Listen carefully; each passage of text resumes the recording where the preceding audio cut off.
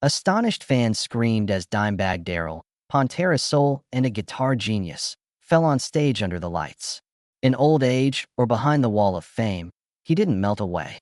He died doing the thing he loved most, playing live music. That cold-blooded murder in front of hundreds of people took more than just a great artist. It caused a storm of questions that haven't been answered. Who actually did it? A crazy person acting alone or a part of a bigger plot? Why Dimebag? What was his goal? Before he was hurt in a tragedy, Dimebag Darrell was pure metal energy personified. A man who could turn any riff into a blade that cut through sadness, a source of joy in the middle of chaos, and a soul so full of love for music that not even death could shut him up. How did a Texas kid who loved playing guitar go from being the king of metal to falling and becoming a legend? Let us go back and look at Dimebag Darrell's short but fiery life to see why he was more than just a guitarist and why he became a symbol of a whole age. And maybe, somewhere in the sounds of those screaming guitars, his spirit still lives on, roaring, burning, and never sleeping. Beginnings. Darrell Lance Abbott was born on August 20th, 1966, in Arlington, Texas. Before he became famous as a guitar player, he was just a kid with red hair growing up there. Music wasn't just a dream in his small southern town. It was the air he consistently breathed. Jerry Abbott, his father, was a musician and sound engineer who made country songs. From a very young age, Darrell's youth was filled with the sounds of guitar strings, claps, and heartfelt vocals. They were like music that was always playing in the background. It's not that the Abbott family was rich, but they had a lot of love and musical connections. In that setting, Darrell's bond with his bigger brother Vinnie Paul, who is 3 years older than him, was stronger than even blood. Vinnie liked harmony and the drums, but Darrell was really into the guitar. The first rock guitarists he looked up to were Ace Frehley of Kiss and Tony Iommi of Black Sabbath. While listening to Eddie Van Halen, things changed for him. From then on, he didn't just want to play guitar. He wanted to blow it up, break all the rules, and rebuild it with fire. Darrell never took official guitar lessons, which is strange. He taught himself how to play chords, bends, and tremolo tricks by ear and feeling alone. By the time he was a teenager, he could copy the style of great guitarists and even make his own sound, which was even more amazing. Darrell started entering neighborhood guitar contests when he was only 15 years old and won them all over again. When he went on stage, the sound of his beloved Dean ML guitar, which was both fierce and seductive, hypnotized the crowd. Eventually, the organizers had to stop letting anyone else fight because he was so strong. Despite not being old enough to drink beer, they made him a judge. Darrell co-founded Pantera with Vinnie when he was only 16 years old. Even though they hadn't gone to school or been on a record label, they had something that no one could teach: raw rock and roll fire and an unbreakable bond. They were a unique musical pair, a drummer and a guitarist whose hearts beat in time and made music that everyone could understand. It wasn't sad or poor when Dimebag Darrell was growing up, but his childhood was filled with love, devotion, and a rare kind of drive. When a teen plays the guitar until he passes out from tiredness and smiles after the last riff. This genius is just getting started, and no one knows what's going to happen. Beginners in their careers. Pantera was started by the Abbott brothers and a few close friends in a small garage in Texas in the early 1980s. Dimebag was still known as Diamond Darrell at the time. He was a teenage musician with skills way beyond his years. They didn't have a formal studio or a focus from the media. They only had their fiery guitar playing, their unbreakable bond as brothers, and a dream that sparkled in the light of their imaginations. In the beginning, Pantera dressed like bands like Mötley Crüe and Rat, who were big in the glam metal scene with their messy hair, tight leather pants, and flashy looks. This sound was familiar to Dimebag. He played lightning-fast solos and wore shirts with fringes. His style was felt on their early records: Metal Magic, 1983, Projects in the Jungle, 1984, and I Am the Night, 1985. But if you paid close attention, you could hear something else. A riff style that is heavier and dirtier, pointing to a sound that is ready to break out of the thin mold of glam. What made a difference was when Pantera switched lead singers in 1987. The lead singer, Phil Anselmo, joined the band. He has a growling voice, a lot of energy, and a restless streak. Later, smooth love songs were replaced by angry outbursts, frustrated teens, and the rebellious screams of a generation lost. The guitar was no longer a showpiece when Dimebag played it. It was used as a tool to cut through the surface and make their own sound. Power Metal, Pantera's album from 1988, was a transitional album with glam elements that were still there but were starting to break down, exposing a rougher, more aggressive tone. Dimebag began to develop his own unique style, which included razor-sharp riffs, biting rhythms, and solos that did more than just show off his skill. They attacked the thoughts and senses of the listener. But big record labels kept ignoring Pantera, even though their skill was growing and their lineup was strong. They were written off as an unfinished glam band that wasn't wild enough to stand out or popular enough to shine. People weren't ready, but Dimebag didn't wait. He kept recording and practicing until his fingers hurt. He and the band played every small stage they could find, from dusty local fairs to smoky bars. Achievement in your career. After hiding for almost a decade, Pantera came out with Cowboys from Hell in 1990. It was a strong statement that they were ready to change the way metal was done. Those glam touches were gone. The flash on the surface was gone. Sharp riffs, pounding drum beats, and Phil Anselmo's ferocious, rebellious growl took its place. Dimebag Darrell was the calm in the storm. He played the guitar as if every note were a strike at reality, making the stage into a battlefield and his guitar into a weapon. It was made at Panago Sound Studio, which is owned by Dimebag's dad. It was like they lived there. They ate, slept, and recorded while riffs echoed through the night, and beer cans were everywhere. Cowboys from Hell, Cemetery Gates, and Domination weren't the only metal songs that made Pantera famous. The whole world was drawn into Dimebag's artistic circle, where the music was both rough and sweet. Many people think of Pantera's 1992 album Vulgar Display of Power as the declaration of groove metal. Dimebag created one of the simplest and strongest riffs in metal history with Walk. It's only 4 notes, but they hit you right in the gut. In This Love, on the other hand, his solo became surprisingly soft and painful, a sudden change from anger to raw emotion that surprised listeners. Metal guitar could be more than just a scream, as Dimebag showed. It could also be a cry. Far Beyond Driven broke all the rules in 1994. On its first week, it was the heaviest record in U.S. history to reach #1 on the Billboard 200. During the grunge era, Dimebag made rough metal the most popular type of music. Songs like 5 Minutes Alone, Becoming, and I'm Broken showed that he could turn anger into structured rhythmic force. Each riff was like a piece of steel that had been heated and tempered. However, the light always makes shadows. It was made in 1996, around the same time that Pantera was starting to break up. The vocals were recorded by Phil Anselmo in his own studio in Louisiana, away from the Abbott brothers both physically and mentally. The feelings between them were getting cold. Dimebag put all of his feelings into the guitar instead of trying to calm things down. He played with tremolo, making intense harmonic squeals that sounded like cries for help. And the long, haunting solo in Floods made it one of his most powerful works. Pantera released their last record, Reinventing the Steel, in February. It was an attempt to get back to their roots and bring back the metal for metalhead spirit. Pantera was no longer a single force, though. While Dimebag and Vinny were busy with side projects, Anselmo felt like they were carrying the weight of a broken past. After September 11th, 2001, and years of war that couldn't be fixed, Pantera quietly broke up in February 2003. No goodbye and no last show. Just a cold emptiness where happy memories used to live. Dimebag was very upset. Persons who knew him well knew Pantera was his heart, even though he didn't say much. Now it was no longer beating. He only said, "I put my heart into Pantera," in a short conversation. Someday, it was just gone. Not a word was spoken. Just my guitar and I. After months of deep reflection, Dimebag and Vinny came up with Damageplan, which is a new beginning and a positive rebirth. The next part wasn't there. I had to start over from scratch. They weren't the famous band Pantera that was on magazine covers anymore. Instead, they were just 2 brothers with a guitar, a drum kit, and their pride knocking on studio doors, just like they did in the early days at Panago Sound. They played like every riff and beat was important to their lives, and most of all, they believed that their fans were still there, listening, and needing them. It didn't blow up like everyone thought Newfound Power 2004 would, but that didn't bother Dimebag.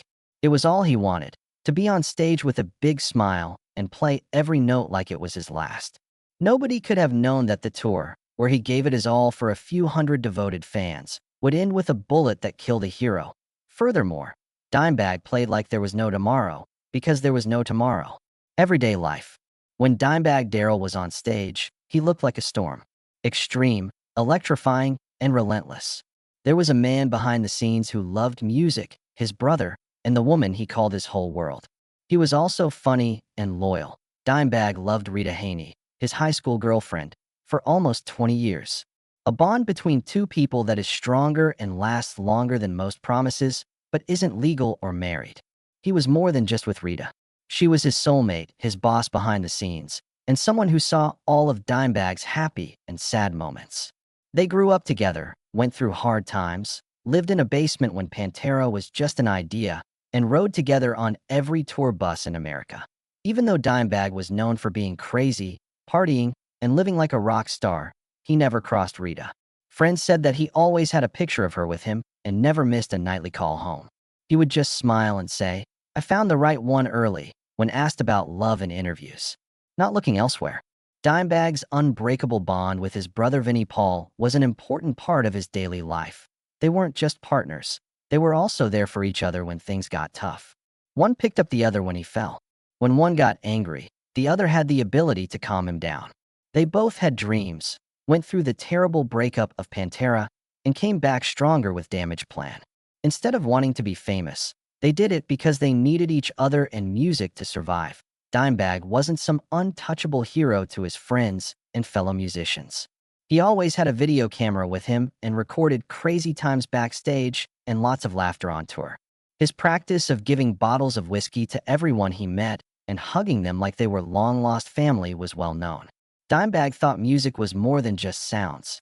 It was about laughing, getting to know each other, and having a drink and a tight hug. Because of this, everyone in the metal world cried like they had lost a brother when he died. Dimebag wasn't just a musician, feeling close to him even though you never met him. So does everyone who has even briefly entered Dimebag Darrell's world. You didn't matter to him, but he made you feel like you did. The horrible death and riddles that haven't been solved. In real life, Dimebag Darrell was a man with many close friends and family. He lived like a rebellious musician with heavy riffs. Under the tough exterior of metal music, he loved with all his heart, lived his life for his friends, and had a soft, kind soul. But maybe that heart that was always open, vulnerable, and without walls is what made his death so sudden, violent, and pointless, leaving everyone breathless. The night of December 8th, 2004, Dimebag played with his new band, Damageplan, at the Alrosa Villa Bar in Columbus, Ohio. About 250 people were there to see him. A tall man in a gray hoodie jumped over the barrier, pulled out a gun, and shot Dimebag in the head right there. He had just started playing, and the guitar was still ringing. His brother Vinnie Paul, his musicians, and hundreds of screaming fans were all there when he fell. 3 more people were killed by the shooter before cops shot him down. Although Dimebag missed the chance, it was too late. Suddenly, at age 38, he passed away on stage, surrounded by music and blood. That Dimebag's death was not only sad, it sent shock waves through the music industry as a whole. Everyone's fans yelled, "Why him?" Someone killed a guitarist who had no scandals, no foes, was always nice and giving, and had never done anything wrong. Grief didn't go away in the days that followed. Instead, it got worse, and a lot of questions came up that no one could easily answer. Nathan Gale, a 25-year-old former Marine with schizophrenia, was found to be the killer. His mother and friends say that he often said Pantera stole his songs and that Dimebag should pay. What really scared people, though, was how carefully and methodically Gale did it. It looked so easy and planned out. He went into the club armed and wasn't searched. There weren't any metal detectors or other appropriate safety measures in place to stop him. He didn't seem to attack out of the blue. It felt like an execution, quick, planned, and cruel. Naturally, when a legend died, ideas started to spread. Some people thought that Gale wasn't acting alone. They thought that he was motivated by the ongoing problems between Dimebag and Phil Anselmo, the former lead singer of Pantera.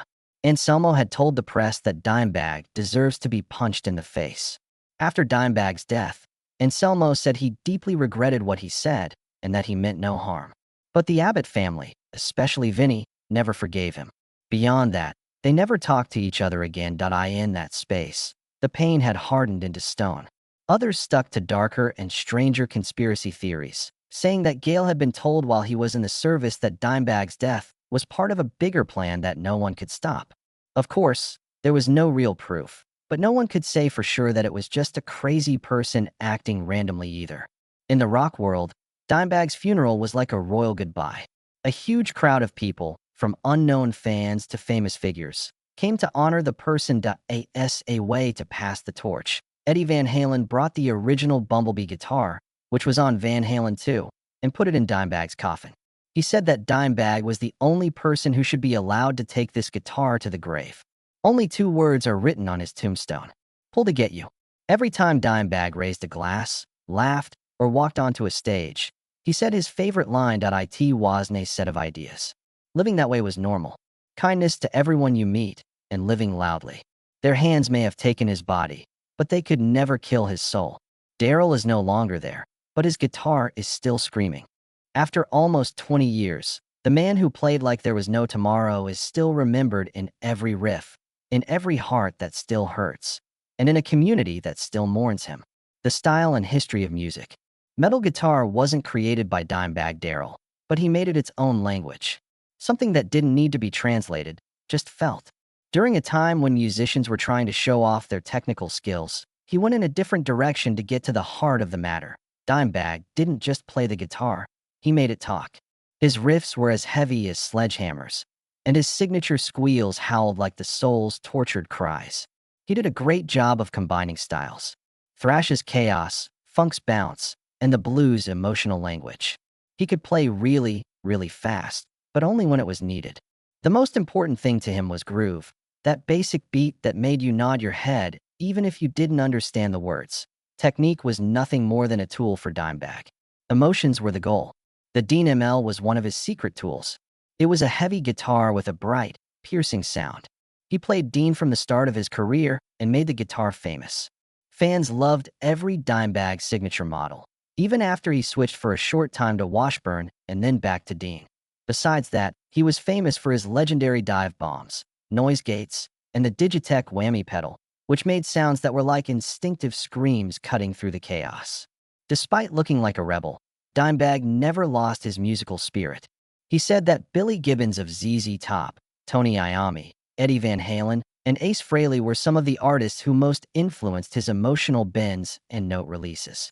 This is the reason why songs like This Love, Cemetery Gates, and Floods still make people cry, whether played alone or in a rage. Not only does Dimebag's legacy live on in Pantera's legendary albums like Cowboys from Hell and Vulgar Show of Power Far Beyond Driven, but also in the way that thousands of young guitarists have copied his style, been inspired by it, and found their own voice through it. Lamb of God, Avenged Sevenfold, Trivium, and Machine Head are some of the modern bands that look up to Dimebag. Critics also couldn't ignore the fact that he changed history. He was named by Guitar World as one of the best guitarists of all time many times. Gibson called him one of the 10 most important metal guitar players of all time. Fans didn't like that Rolling Stone once put him as low as number 92. So Dimebag was always number 1 in the hearts of metal fans. The most important thing is how he is remembered by his fans, not how well he did in the polls or awards. A Dean guitar or the Walker Domination riff can call Dimebag to them, but not by name. One thing never changes in the world of metal: people remembered Dimebag Darrell. Millions of people play him every single day. There aren't any statues of him, but thousands of people raise their hands high whenever his riffs sound. There wasn't a national day of grief, but a whole generation is still sad. But even when it's very loud, there's always a quiet spot where people still call his name with all their hearts. Dimebag, the eternal brother, power and longevity. These days, Dimebag Darrell doesn't stand on stage and roar through loud sounds. However, it was strange that as soon as he fell, his presence grew stronger than ever. It's not through live shows, but through the hearts of those who have been left behind. His death didn't make him famous. Everyone heard about him because his life was a never-ending joke. Since the terrible events of 2004, metal fans all over the world have held tribute shows to Dimebag every year. These shows have ranged from huge festivals with thousands of fans to small bar gigs with only a few dozen fans. In honor of Pantera, artists such as Zakk Wylde, Rob Flynn, Kerry King, Corey Taylor, and Dave Grohl have all played songs. None of them want fame or money. They do it because Dimebag has a special place in their hearts. An awful lot of musicians look up to Dimebag as the silent leader of their lives. Many modern metal bands, including Lamb of God, Trivium, Mastodon, and Bullet for My Valentine, say that metal wouldn't be where it is today without Pantera and Dimebag. They didn't think he was the most technically skilled musician. Nevertheless, he started the fire, which is something that can't be taught in school. In addition to being immortal, Dimebag lived like a real brother, not like a star. He never stood out from the others, he was standing with them. He never kept his methods or secrets a secret, and he never put himself out of reach by becoming famous. It was possible to meet Dimebag in a bar backstage during a show. He would always greet you with a smile, a hug, and a bottle of whiskey. And if you were lucky, a lesson in riffing right then. For years, Dean ML guitars with his name on them have always been sold out. Strings, pedals, amps, and everything else made by Dimebag has become holy gear for millions of players. There's more than sound inside each of those guitars. Their spirit is kind, fierce, and totally devoted to pure music. Fans of heavy metal all over the world started calling the brothers the immortal twins of groove metal after Vinnie Paul's death in February 2018. They were born to write one of the most beautiful chapters in the history of heavy music. Others still say that Dime and Vinnie are raising a getcha pull together in heaven, as if death had never happened. That Dimebag's impact can't be judged by how many albums he sells or how many awards he wins. His presence can be felt every time a stranger plays a Pantera riff or every time a youngster hears that first screaming squeal and thinks, "That's me." Musical art doesn't keep Dimebag alive. Dimebag made music legendary. One thing that can never be taken away is that there was no tale of Dimebag Darrell before he died. He became a symbol. People told stories about him when he was alive. From the time he was a red-haired kid playing guitar alone in a Texas garage to the loud riffs that rocked stages all over the world, and even to the times when he was by himself playing songs that only his heart could hear. He had a rough and short life, but every step he took made a difference. Steps of a man who loved and lived honestly and used honesty in his songs. When cameras can easily swallow someone whole, Dimebag held on to the rarest thing of all, himself. That might have been the best song he ever left behind. He left us just as the guitar started to sing, with his hands still on the neck and his smile still on his face. Everyone didn't want it to happen. He might have decided to go that way, though, if he had the chance. On stage, in the music, with love all around him. Dumb Darrell is no longer speaking. When you play a riff, cry, or bang your head to the beat of Walk, he's still there, stronger, and more immortal than ever. Feelings about Dimebag Darrell's journey? Feel free to share your thoughts, stories, or even just a memory below. Remember to hit like and subscribe if you want to learn more about the lives of the stars who left unforgettable marks, because music will always be around. Also, Dimebag Darrell never really went away.